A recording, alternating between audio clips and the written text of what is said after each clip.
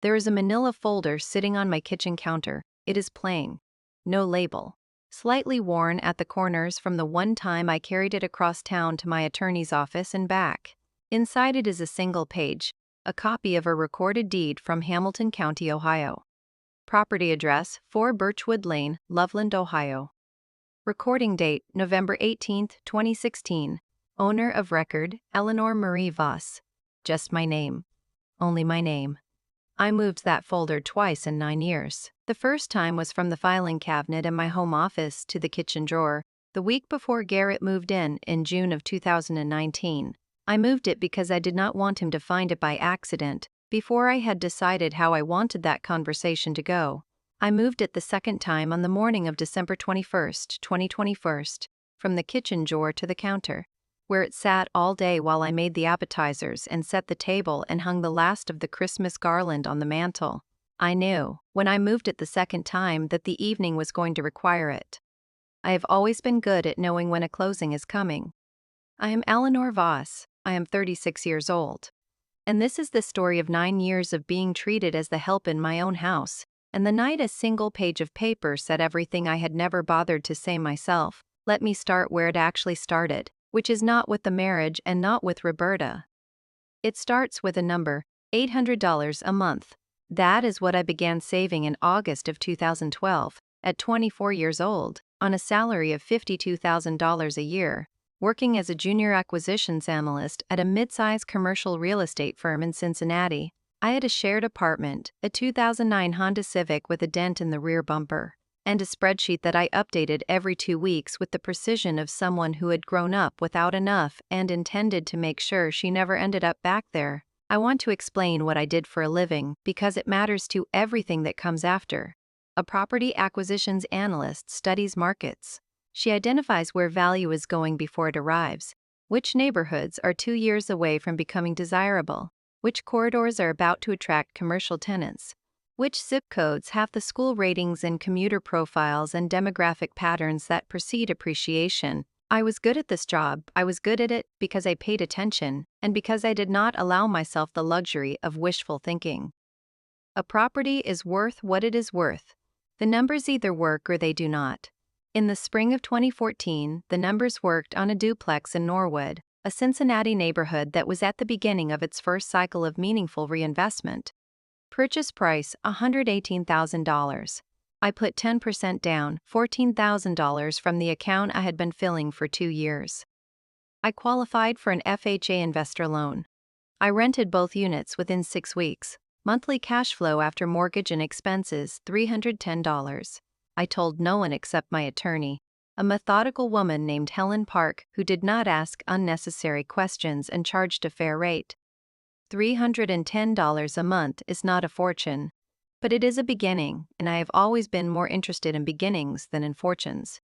By 2016, I had refinanced enough equity out of the Norwood duplex to make my next move.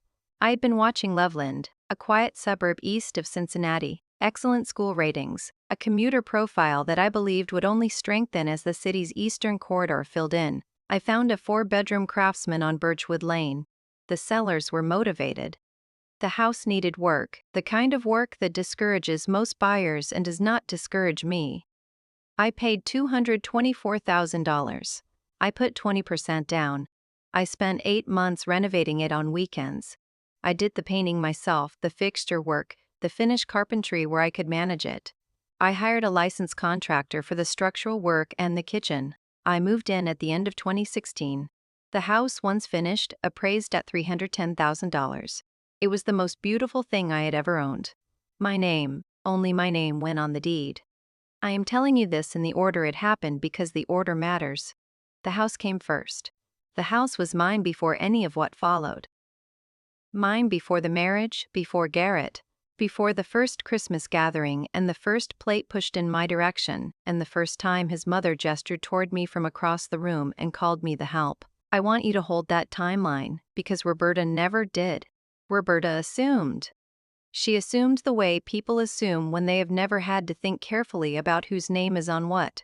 I met Roberta Sinclair in March of 2018 at a colleague's birthday party. He was charming and good-looking and employed. which at 30 is a combination that can feel like more than it is. The relationship moved quickly. We were engaged by October. I did not tell him at any point during the engagement what my net worth was or whose name was on the deed of the house we were about to move into together. I told myself I would have the conversation when the time was right. What I understood, at a level I did not examine too closely, was that the time had not yet been right for a different reason. I was already watching him, already calibrating, already collecting data the way I had been trained to collect it. He did not ask. That is the thing I come back to. In 8 months of engagement, during which he toured the house, admired the kitchen renovation, chose which side of the closet he preferred, Garrett Sinclair never once asked whose name was on the deed. He assumed it was his or ours, or that the question was not worth asking. He assumed the way men who have never had to think about ownership assume. We married in June of 2019. We moved into 4 Birchwood Lane together, and in December of that year, Garrett's family came for Christmas. This is where Roberta Sinclair enters the story. I want to describe her accurately because she is not a cartoon. She is a specific type of person, a woman of lower middle-class means and upper middle-class aspirations, who had managed a dental office for 26 years and emerged from that career with considerable opinions about how things should be done. She drove a champagne-colored Cadillac XC5 she kept very clean. She wore a charm bracelet she added to at every family milestone: Garrett's college graduation, their wedding anniversary, each of the grandchildren from his sister Pauline's family. She was a member of a garden club she mentioned within 15 minutes of any conversation. She considered herself a woman of taste and standing, and she was, in her own community, correct about this. The problem was that her taste and standing required a hierarchy, required someone to be above and someone to be below, and she had decided before we had been introduced for 10 minutes, where I fell. She called me Elena from the first meeting. My name is Eleanor. I corrected her 3 times in the first year. She did not adjust. By year 2, I stopped correcting her. By year 4, she had developed variations, sometimes Elena, sometimes Hone, sometimes simply her when referring to me in the third person while I was standing in the room. Ask her if she's making the green beans again. Not ask Eleanor. Ask her. As though I were a household function. A feature of the kitchen, like the oven. The plate pattern began that first Christmas.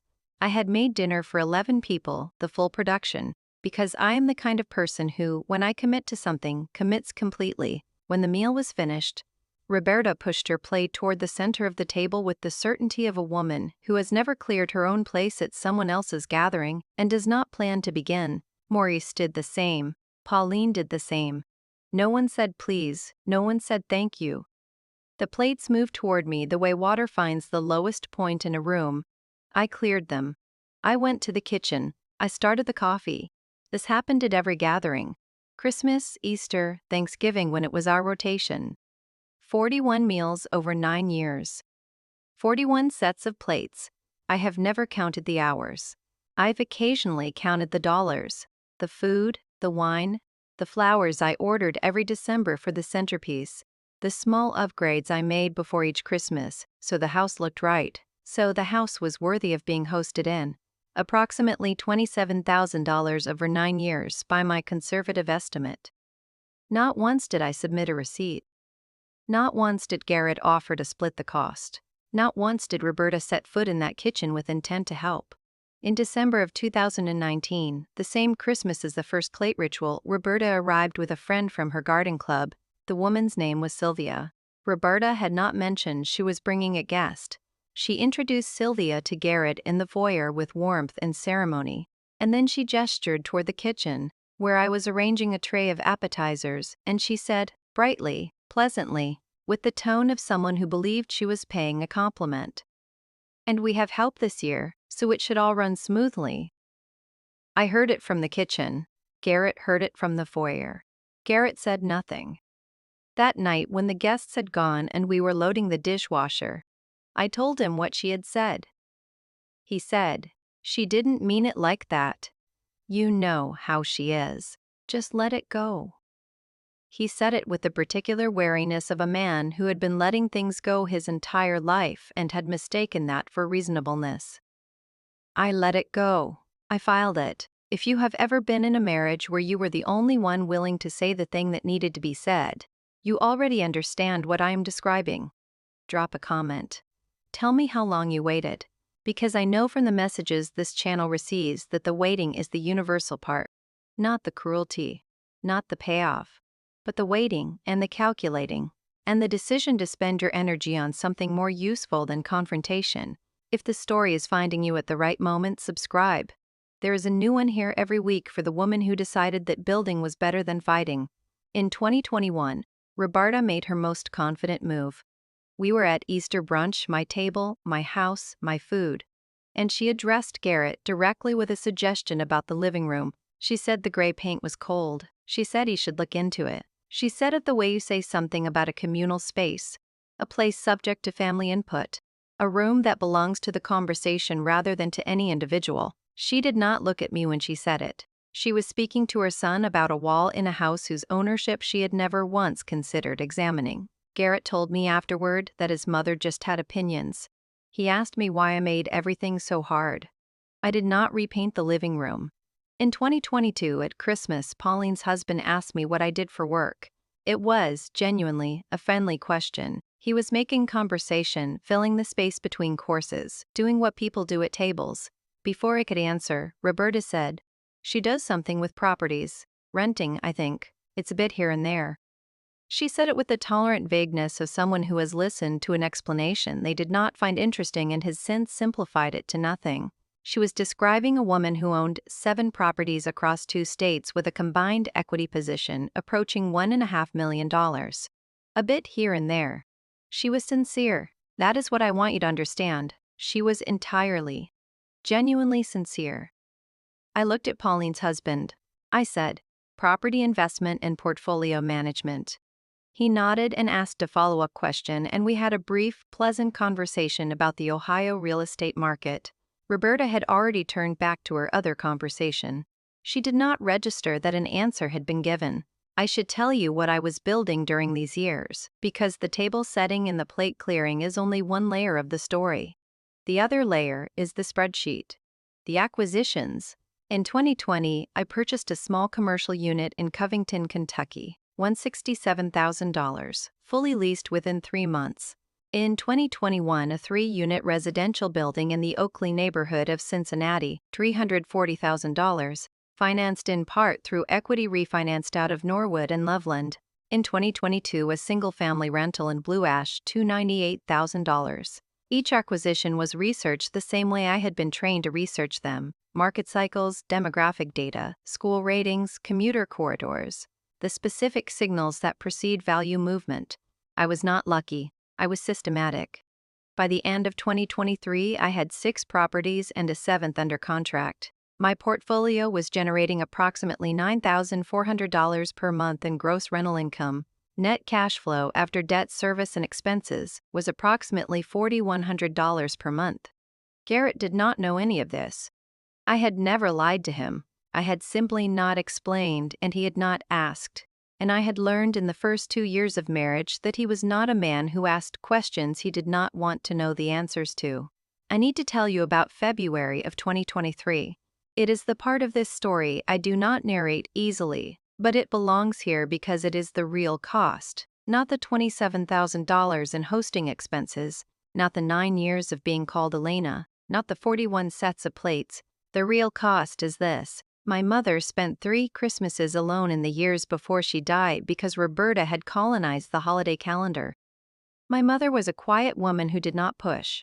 She said each time that it was fine, she would see me after the holiday. She understood how these things were. And I let her say it. I let her say it 3 times. She passed in February of 2023. It was a Tuesday. Garrett was traveling. I was with her at the end, just me, and a nurse named Carol who was kind in the specific way that ICU nurses are kind, which is to say practically, without sentiment, in a way that holds you up without requiring you to perform gratitude. My mother's hands were very still at the end. She had always had still hands. Roberta sent a card. A sympathy card, the kind with a watercolor lily on the front. She signed it Roberta and Maurice, in Roberta's handwriting. Garrett brought it home from the mailbox and set it on the counter without comment. I put it in the recycling. I made myself a cup of tea. I went back to the spreadsheet. By the middle of 2024, I had made my decision, which is to say I had finished making a decision I had been making quietly for approximately 2 years. I contacted a divorce attorney in June. A woman named Patricia Ellsworth who specializes in high-asset marital dissolution and who, like the best professionals I've encountered in my life, said only what was necessary and charged a fair rate. We documented my premarital ownership of every asset. We obtained current appraisals. The Birchwood Lane house alone had appreciated to approximately $487,000 in current market conditions. The premarital acquisition record was clean and complete. Patricia told me that Garrett had no viable claim to the primary residence, given its premarital recording, and the absence of any joint title action during the marriage. I told her I had always understood this. She gave me a look that I interpreted as professional respect and moved on to the next item.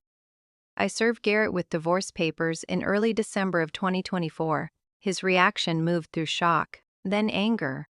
Then the specific deflation of a man who realizes, in the middle of his fury, that he does not have the leverage he assumed he had. He said, on the night I told him, "You can't just, this is my house too, Eleanor." It was the first time in a long while he had used my full name. I told him it was not his house. I told him it had never been his house. I showed him the deed. He was quiet for a long time. Then he said, "How long have you known?" As if ownership were a secret I had been keeping, rather than a fact he had never investigated. I told him the recording date was November of 2016. He did the math.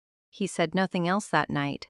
He asked me, after the initial shock had settled into something more like negotiation, to wait until after the holidays to tell his family. He said his mother would make Christmas impossible if she knew. I told him I would agree to that, with one condition.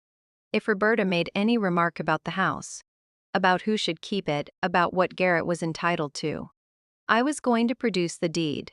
He said that was fair. He said it with the resignation of a man who had finally, after 9 years, stopped expecting to negotiate with me on my own terms and win. December 21st, 2024. I had been awake since 5:30. I made coffee. I moved the folder from the kitchen drawer to the counter. I looked at it for a moment, this plain, unlabeled folder, slightly worn at the corners, a single page inside. Then I started making the appetizers. The gathering was the same as it had always been. Roberta arrived with Maurice and Pauline and Derek and the teenagers, and also, again, without notice, Sylvia from the garden club, who stood in my foyer and said the house looked lovely, and who I think, in her way, meant it. I had decorated carefully, as I always do. The tree was lit. The table was set with the cloth I had bought in 2017, and the dishes I had bought the same year because I liked them and they were mine. I had spent 3 days cooking. The plates were cleared toward me after dinner with the same instinct they always were. Roberta talked about the garden club's winter planning. Maurice ate second helpings and said little. Pauline asked about Garrett's new territory. He had been promoted in October. And Roberta expanded on this with the warmth she reserved for her children's achievements. The evening was, in all its surface elements, identical to the 8 Christmases that had preceded it. When it began to wind down, when coats were being located and Maurice had his keys in hand and the teenagers had retreated to the hallway with their phones, Roberta stood in the center of my living room one last time. She looked at the tree. She looked at the walls, which are still the gray she once told Garrett needed warming. She looked at the room the way you look at something that has always been available to you and that you have never thought to question. She said to Garrett, "I hope you're going to keep the house. It would be a shame to let it go." The word was you. Not you two. Not the family. Not the marriage. Not some neutral marital we. You, Garrett. She meant it as a directive. She meant, this is yours, fight for it, do not let her have it. She was, in that moment, issuing a final instruction about property she had never owned, in a room she had never paid for, in a house whose deed she had never once thought to read. I was standing 6 feet away holding a stack of dessert plates. I set the plates down on the console table.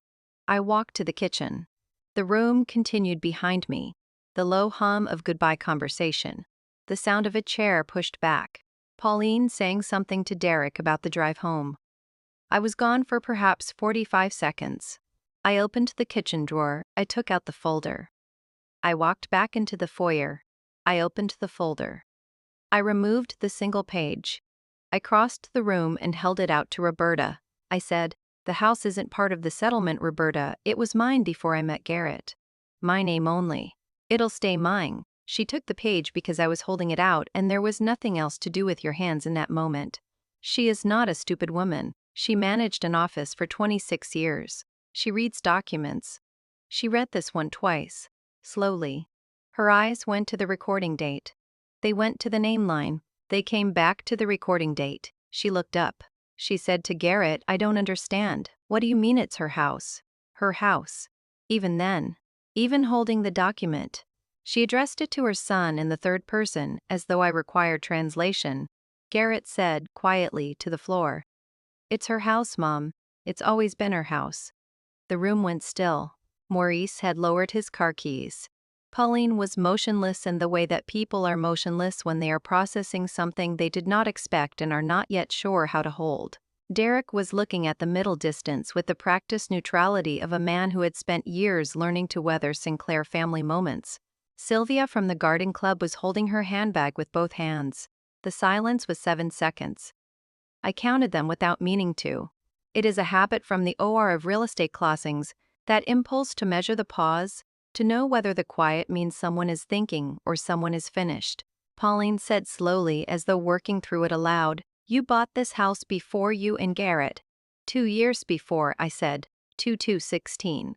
Another silence. Roberta was looking around the room. I watched her do it, her eyes moving across the walls, the mantel, the tree I had decorated alone in the first week of December, the table I had set and cleared across 9 years of holiday gatherings. She was looking at the room the way you look at something when the story you have always told about it is being revised without your consent. It was not quite shame on her face. Shame would have required a depth of self-examination that Roberta had never been invited to develop. What it was, more precisely, was recalculation. The arithmetic of the room was changing and she was trying to keep up. She had stood in this room and called me the help. She had pushed her plate toward me 41 times in this room. She had told her friend Garrett should look into the paint color of this room.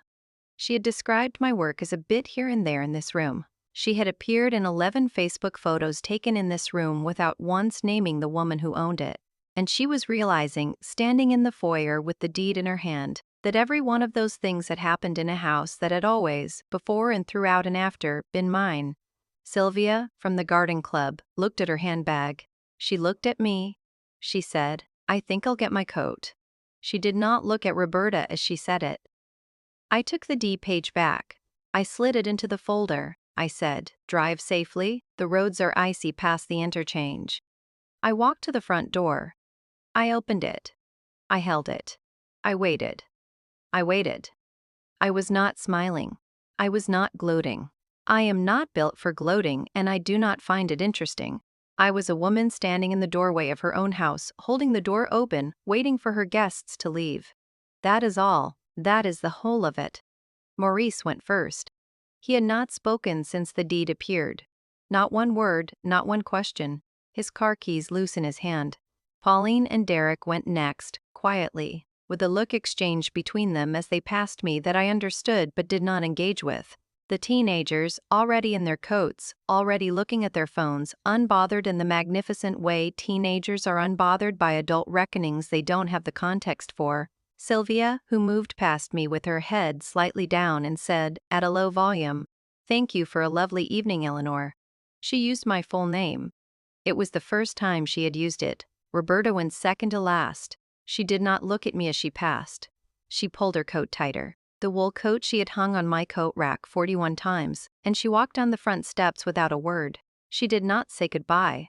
She did not say my name. She walked to the champagne-colored Cadillac and she got in. Garrett was last. He stopped in the doorway. He looked at me with an expression I had seen the shape of before. Not quite remorse. Not quite understanding. Something in between. The face of a man who is arriving at comprehension too late and feels the lateness of it like a physical thing. He opened his mouth, he closed it, he went. I closed the door. The house was warm. The Christmas tree was lit. I could hear the Cadillac in the driveway, the engine turning over. The sound of it pulling away down Birchwood Lane. I stood in the foyer for a moment. Then I went to the kitchen and poured myself a glass of wine, a Malbec I had been saving since October, because I had known, in October, roughly how December was going to end. I took it to the living room. I sat in the chair I have always preferred, the one by the window, and I looked at the tree. It was very quiet. It was the best Christmas I had had in 9 years. The divorce was finalized in April of 2025. Garrett retained his savings, approximately $18,000, which told its own story about what 6 years of a good income looks like when it is managed carelessly. He took his car, his golf membership, the things that were his. He moved into an apartment in Blue Ash, which is, as it happens, one of the neighborhoods where I own a rental property. I did not mention this. There was no reason to. Roberta called my cell phone twice in January. I did not answer either call. I did not block the number. I simply did not answer. There was a voicemail from the second call, her voice slightly smaller than I was accustomed to hearing it, saying she hoped we could keep things civil, that she had always thought of me as part of the family. I listened to it once, I deleted it. I made myself a cup of tea. A Somme, the kind my mother preferred. I drank it by the window. Pauline texted in March. She said, "For what it's worth, I always thought he should have said something. I'm sorry he didn't." I read it. I thought about it for a day. I wrote back, "Thank you, Pauline." That was the end of that. I listed 4 Birchwood Lane in May of 2025. It sold in 8 days. The final sale price was $487,000. I sat at the closing table with Patricia and the title company's notary and signed the documents in the order they were presented. It was a Wednesday morning. The room was bright. I was the only one there from my side of the transaction, and I did not mind that. I have never minded that. I rolled the equity into a 6-unit residential building in Mariemont, a neighborhood I had been tracking for 2 years, waiting for the right property, waiting for the seller motivation that makes a number work. The purchase agreement was clean. The financing was in place. I signed on the same Wednesday, 2 hours after the Birchwood closing. My name, as always, was the only one on the documents. I have thought many times about why I never told him. Why I let 9 years pass without saying, "This is mine, my name, my deed," before you move in, before we marry, before your mother stands in my foyer and calls me the help. I think the honest answer is that I understood, from the first time Garrett heard his mother call me the help and found something else to look at, what kind of man I had married. The house was never a secret I was keeping from him. It was a door I was keeping unlocked, for the day I needed to walk out of it alone. I always knew that day was coming. I simply needed to make sure that when it arrived, everything was in order. Everything was in order. I never needed them to know whose house it was, until the night it mattered. And then the deed said everything I had never bothered to. I want to leave you with a question, because I think you already know the answer, but I want to hear you say it in the comments. Was there ever a moment you almost said something, gave it away, let them see what you were building, responded to the dismissal the way part of you always wanted to? And what made you decide that the silence was worth more? Because I know there is a version of this story where I corrected Roberta every time she called me Elena, where I stood up at the Easter table and said, "Do not speak about my living room as though it belongs to the conversation," where I told Garrett on the first night exactly whose name was on the deed and exactly what that meant. There is a version where I spent 9 years fighting for my dignity in that room. I chose a different version. I chose to let them assume, because their assumptions were not my problem to manage. I chose to put my energy into the next acquisition, and the one after that, and the one after that. I chose to become, quietly and without announcement, someone so far removed from what they had imagined for me that the gap, when it finally became visible on a December night in the foyer, was not a revelation. It was just math. The woman they called the help owned the floor they were standing on. She had owned it for 8 years before the first plate was ever pushed in her direction. She will own the next one too. She already has the address. She is already running the numbers. She always is.